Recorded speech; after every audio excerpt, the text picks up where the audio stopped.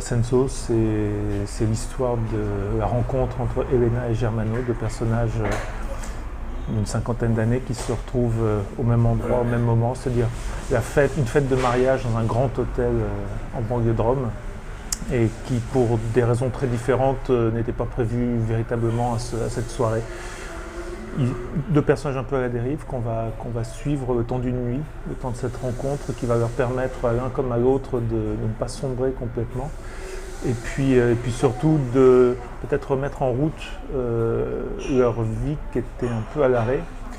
J'avais envie depuis longtemps de raconter comme ça l'histoire d'une rencontre, une de ces rencontres qu'on peut tous faire, qui imperceptiblement font bouger le trajet de notre existence. Et ça va être le cas, on va les suivre toute une nuit dans ce grand hôtel italien, au milieu de cet immense parc qui a l'air de grandir à mesure que la nuit avance et même à mesure que leur histoire avance. Et on les suivra jusqu'au petit matin avec leur joie et leurs blessures.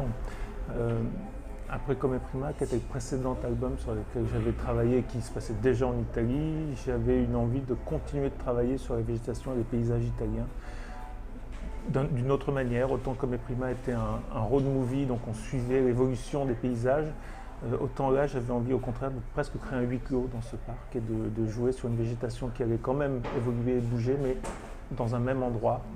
Donc ce grand parc avec ses grands arbres millénaires, presque un personnage à part entière du récit. C'est carrément même presque le personnage central du récit.